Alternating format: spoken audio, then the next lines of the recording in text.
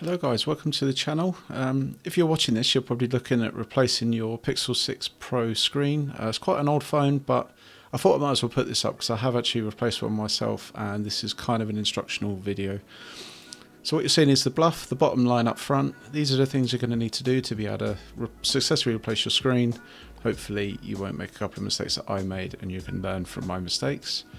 But if you feel happy with that, then feel free to watch on. So first thing really, want to make sure that your screen looks okay, and it basically looks like this one. May look slightly different, but don't worry if it does. So the first thing we're going to really do is just heat up the screen, and importantly not too much. So you want it warm, you don't want it hot. I'm using a heat gun here at about 200 degrees, and essentially just keep testing it as you go round. Just keep warming it up and testing it. And if you've ever had a phone get hot in your pocket, you know, because it's just for some reason it can't dispel the heat, you may be in a hot environment and you can feel the phone getting hot, you just want it slightly warmer like that, or about the same level, because what the phone's got is a small amount of adhesive, but it's also clipped in as well. But you just want to strike the break once it's warm enough to break that seal of the glue, not the clips. Don't start removing the clips, but just the glue. And be mindful of the left side of the phone, because that's where the main cable is attached to the main board and the motherboard for the phone. So always focus on the sort of top, the right hand side and the bottom, and the left hand side will naturally peel off as you sort of, you know, work your way around essentially. So just keep going. Once you sort of break the seal, just then keep going, just heat it back up, because the glue will start to cool down, it'll start to harden again, so just heat it up. I'm about 10 centimeters away. And then once you're sort of happy, you've broken enough of the glue, now you can start to pry off the screen. You'll naturally see the gaps between where the screen and the phone is joined. You can see it visibly. Take any screen protectors off, because that may, you know, confuse, but take those off, and essentially once you're happy around that right side, you'll see, look inside, and as you pry it off, you'll see where the cable is attached, and I'll show you how to sort of take that off in a second as well. It's a pretty old phone, but I did it, and I thought I may as well, you know, show others. They may have something, you know. Phones are expensive, so you may be sticking with other, you know, cheaper phones. So essentially these are the bits that I want you to sort of take note of here. So these are really the bits that are important to note now. So what you can see there is the main part of the cable, and this is the part where the bracket is held down by the screw. It's a Torx screw. It's very, very small, so you may need to buy a very small Torx screw set, and essentially that's the bit that you're going to need to remove and unscrew. Take it off, and then you can just literally just pop the main board. Okay, so this part's a thumbprint scanner. We'll go over that in a sec, and be very careful taking this part off. It's really important. And with this bit, this is actually the attachment where it attaches to the screen, so be careful of that as well. But yeah, with those bits successfully identified, let's take that cable out. So with your Torx screw, it's nice and easy. Just undo the little screw. Don't lose it, because you will need that back, and it is minuscule. So put that somewhere safe. And you'll see there is a little bracket, and it essentially does just pull off. Just putting that aside, and what you can do now is start to remove the excess glue that you didn't get when you removed the screen, because you'll need this, you know, nice and all as clean as possible. And it's just kind of like a you know, silly string essentially. Just pull it off, and it should come off nice and clean, and it just makes your life a little bit easier later on. So now this is probably the most finicky part, and this is the bit that I actually got wrong, so please learn from my mistakes.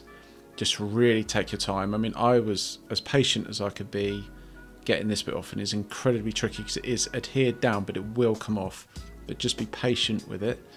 Take your time. Use as thin implement as you can possibly use. And maybe I just got impatient with it, but essentially it's a very small, it looks like a circuit board once you'll see it in a second, and you're just looking to pry it off the screen. It's not screwed down.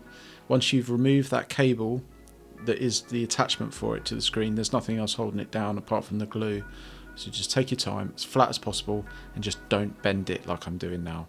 Because although I haven't tested this, when I checked it as I took it off, I did see a hairline crack in the circuit, and it looks like a flat, almost like just a piece of silicone really, but you're just going to keep almost like slicing it off the board is the best way to do it. The circuitry inside, sort of the main sort of housing, the plastic housing that you can see that I'm sort of trying to pry off, is fairly robust, so don't worry too much about that. It's that green part. The green part is what you want to really protect, because that's what's going to read your thumbprint. If you've got a new one, if you get a screen with a new thumbprint scanner, I have heard that you need to re-register it.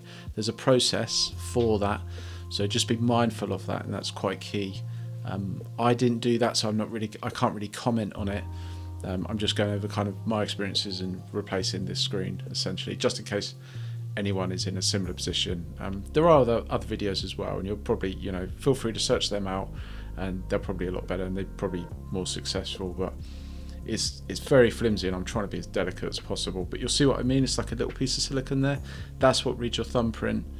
And there was a hairline crack in mine, but I'm not actually sure if it did affect it. But anyways, popped it on the new screen, attached it to the board, and then peeled off the protective sort of like plastic coating that you get with it as plastic, just to make sure that nothing in transit is actually impacting it, and just line it up as perfectly as you can, and just replace the pad, and you're attaching it to the new screen. And just make it as, you'll kind of have to do it by eye, and just lay it back down essentially, and just adhere it as straight as you could possibly get.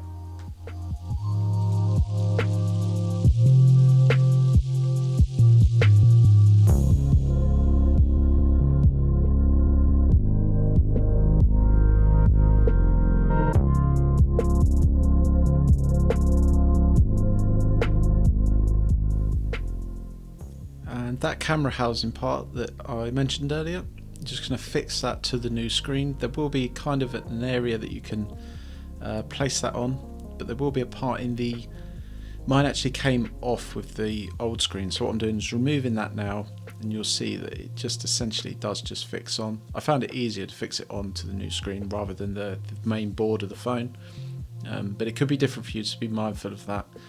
To be honest, it's nothing, it's just a little bit of plastic. It's probably protective housing for it, but yeah, you can see the damage that I caused, and I was trying to be very, very careful, so please be mindful of that. Hopefully you have more success than I did, but I did get the screen working. That's the key part, and if you're just worried about getting a screen working, keeping costs low, then this should hopefully help you. And all you're going to do now is just remove the glue, just some isopropyl alcohol on a cotton bud, and just going around just cleaning it off, so when I do re-glue it, I can have a much more sort of, a better surface to adhere to.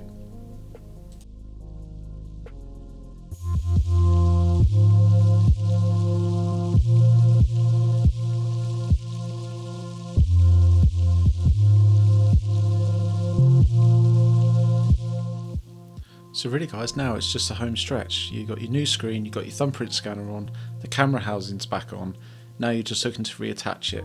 The cable's not that long, so it is fiddly, so you kind of want to just get it in a general area, and it's kind of like a part that you're going to insert into the housing of the main board. Once it's in, but it's a bit finicky, but I'm sure you can do it. So as you can see, we do have a positive sign once I plugged in. My phone was dead, but I am getting a charging indicator, so that's a good sign that the screen's actually attached and at least working, because the phone knows it's being charged and is displaying that on the screen. Leave it to charge for a little while. There we go, we turn it on, we've got a new functioning screen, but at this point I don't know if any of the digitizer's working, I don't know if any of the touchscreen elements are functioning correctly. So big relief as soon as I touch the screen and I know it's responding. For me, this was much more of a sort of functional repair, in the sense that I just needed a screen and it to work. I'm not too worried about the thumbprint, it was just being as cost effective as possible essentially. Once I was happy it was working, everything looked good, you're just looking to adhere it now, and B7000 glue is commonly used for these things, so I decided to sort of follow track and essentially use the same stuff. And you're just going around, there's no special science to it, just go round, and a nice thin layer of the glue. As I said, there are clips as well, which you'll naturally see, and once you clip those in and with the glue, leave it for a good day, with a little bit of weight around the edge, maybe like a book or something. Obviously, like, you know, not 5 kilos worth of you know, a kettlebell, but enough weight for it to adhere, and then you should be good to go, guys. Really hope that helped. You know, and thank you for watching, and take care. Cheers.